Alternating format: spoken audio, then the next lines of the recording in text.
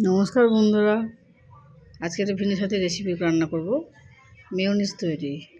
Mayonnaise তো অনেক রেস্টুরেন্টে খেয়েছেন, বাড়িতে কীভাবে তৈরি করতে হয় দেখে নিন। প্রথমে দুখানা ডিম নিয়েছি, ভিনিগার, অল্প রসুন নেব, একটু গোলমরিচ নেব, যেমন অল্প রসুন নিয়েছি, সামান্য করে লিকুইড দুধ নিয়েছি। এক করে আমি দেখাচ্ছি কী কী করতে হবে। ডিমগুলোকে সিদ্ধ করে নিয়েছি, দুখানা ডিম দিয়েছি। আমরা যদি বেশি পরিমাণ করেন বেশি পরিমাণ ডিমটা দেবেন। এবার টুকরো করে দিন, অল্প করে রসুন, 4-5 কোয়া রসুন দিলেই হবে, বেশি রসুন দিতে হয় না। সামান্য পরিমাণ চিনি দিয়ে দিলাম, আর সামান্য পরিমাণ নুনও দিয়ে দেবো। এবার এক এক করে কী কী দিচ্ছি আমি, এবার যদি ফলো করেন ভালো করে মেয়োনিজটা তৈরি করতে পারবেন। অল্প একটু ভিনিগার দিয়ে দিচ্ছি, ভিনিগার না থাকলে আপনারা লেবু রস দিতে পারেন, অল্প একটু লেবু রস চিপে দিয়ে দিতে পারেন। আর একটু লিকুইড দুধ, আপনারা এর মধ্যে গুঁড়ো দুধও অ্যাড করতে পারেন, 1 চামচ গুঁড়ো দুধও অ্যাড করতে পারেন। সামান্য পরিমাণ নুন দিয়ে দিচ্ছি। পরপর আমি কী দিচ্ছি একটু ফলো করুন, দেখবেন। গোলমরিচ আমি গুঁড়া দিচ্ছি, আমি যদি বাড়িতে গোটা গোলমরিচ থাকে তাও দিয়ে দিতে পারেন। আমি সামান্য পরিমাণে লঙ্কা গুঁড়ো দিলাম। দেখুন কী কী দিচ্ছি এক এক করে। সামান্য পরিমাণ সাদা তেল দেবেন, সাদা তেল দিলে তবে জিনিসটা ভালোভাবে তৈরি হবে। মিক্সিতে আমি পেস্ট করে নিচ্ছি। এবার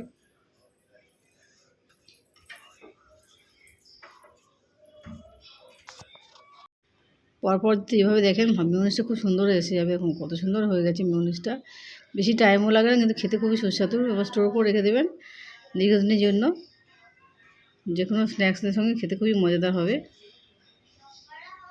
যেমন আরেকটা আমি রেসিপি দেখাবো, নতুন রেসিপি, সুজি দিয়ে সেদ্ধ আলু দিয়ে পকোড়া। এই দুটো বড় আলু নিয়েছি, পেঁয়াজ, ক্যাপসিকাম, সুজি নিয়েছি। এর মধ্যে বিভিন্ন রকম সবজি অ্যাড করতে পারেন। আমি পেঁয়াজ কুচিকে ছোটো ছোটো করে টুকরো করেছি, ক্যাপসিকাম দিয়েছি, আমি আলুটাকে সিদ্ধ করে নিয়েছি, অল্প পরিমাণে কাঁচা লঙ্কা দিয়েছি। এর মধ্যে আপনারা অন্য সবজি দিতে পারেন।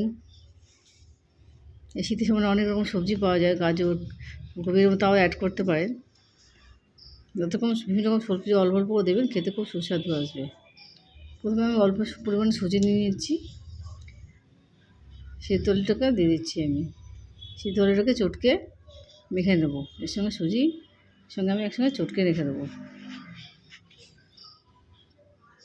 এই পকোড়াগুলো সন্ধ্যাবেলা খেতে খুবই মজাদার, গরম গরম পরিবেশন করবেন, খেতে খুবই ভালো টেস্টি আসে। আনন্দ সহকারে সবাই খাবে, বাচ্চারা খাবে, বড়রা খাবে। সন্ধ্যাবেলা স্ন্যাক্স হিসেবে আদর্শ। যেমন ক্যাপসিকাম কুচিও দিয়ে দিলাম, পেঁয়াজ কুচি যে কুচিয়েছিলাম, সামান্য পরিমাণ কাঁচা লঙ্কা সেটাও দিয়ে দিলাম। বাড়িতে যে রকম সবজি থাকবে সে দেবেন, ধনেপাতা থাকলে এর মধ্যে ধনেপাতা অ্যাড করতে পারেন। সামান্য পরিমাণ নুন দিয়ে দিলাম, বেশি নুন দেওয়ার দরকার নেই। এবার সমস্ত কিছু ভালো করে চটকে দিচ্ছি। অল্প অল্প করে জল দেবো, যাতে শুকনো শুকনো হয়ে এসছে, শুকনো শুকনো হয়, একটু বড়া মতো আকার তৈরি হয়, সেই পরিমাণে আমি জল দেবো, অল্প অল্প করে জল দেবো। বেশি জল দেবো না, কেন এটা পকোড়া তৈরি করবো বলে একটু শক্ত শক্ত রাখতে হবে। ভালো করে মিশিয়ে নিতে হবে, সমস্ত উপকরণটা ভালো করে মিশিয়ে নিলে পকোড়াটা খুব ভালো খেতে হবে।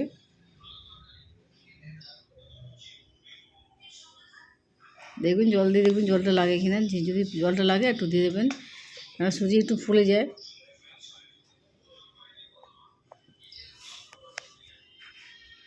ভালো করে মাখিয়ে নিয়েছি। এবার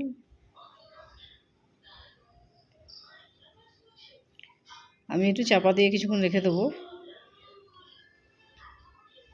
এবার চাটু বসিয়ে দিয়েছি আমি, এর মধ্যে তেল দিয়ে দিচ্ছি।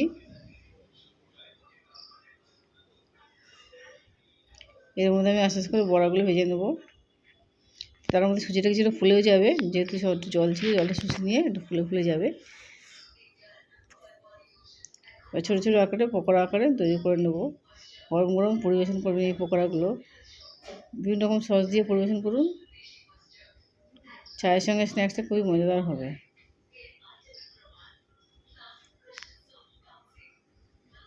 বাড়িতে একটু বানিয়ে দেখুন। অনেক রকম তো বাড়িতে রেসিপি বানিয়ে থাকেন, এরকম রেসিপি বাড়িতে বানিয়ে দেখুন।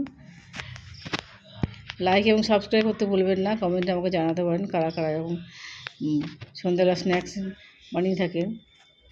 বিভিন্ন রকম ঘুরি ফিরে রান্না করুন, সবাই খেয়ে আনন্দ পাবে। কমেন্টে আমাকে জানাতে পারেন। আমরা এইটা রেসিপি বানিয়ে দেখুন কেমন লাগে, আমাকে একটু কমেন্টে জানাতে পারেন।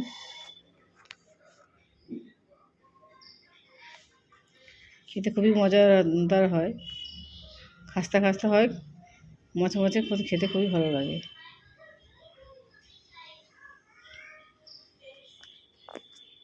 বিভিন্ন রকম সবজি খাওয়া হলো, সুজি খাওয়া হলো।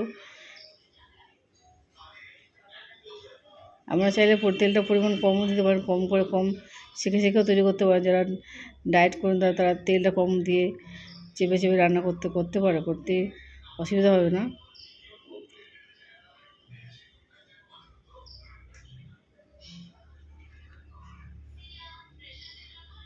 একটু কড়া করে ভেজে নিতে হবে।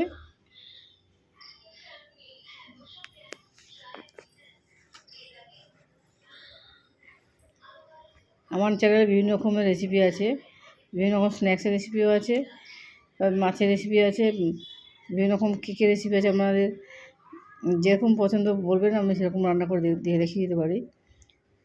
আমাকে শুধু কমেন্টে জানাবেন আপনাদের কীরকম পছন্দ রান্না আপনাদের।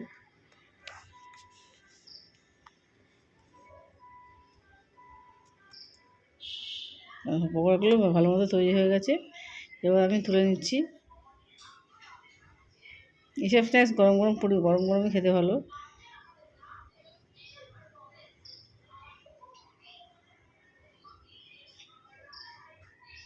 বিভিন্ন বাইরে গিয়ে আর সন্ধ্যাবেলা বাইরে বেরোতে হবে না, ঘরে বসে রান্না করুন, ঘরে বসে খান। হাইজেনিক খাওয়া দাওয়া, বাড়িতে বসে খেয়ে আনন্দে মজা করুন।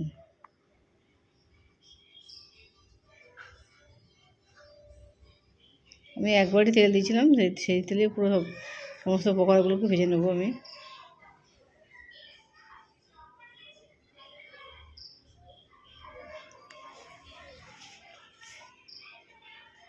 এর আগে আমি মেয়োনিজের রেসিপিটা দেখিয়েছি, ওটা যেমন খেতে ভালো, এই পকোড়াটাও খেতে ভালো।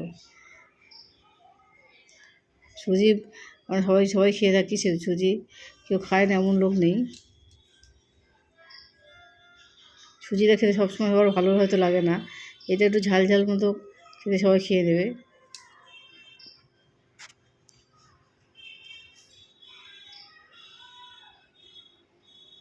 রেডি হবে, সস দিয়ে পরিবেশন করে দিন। রেডি হয়ে গেলো আমার সুজি দিয়ে আলু দিয়ে পকোড়া।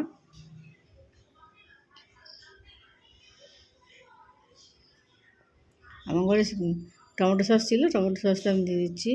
আমাদের বাড়িতে যেরকম সস থাকে সেই সসই পরিবেশন করুন।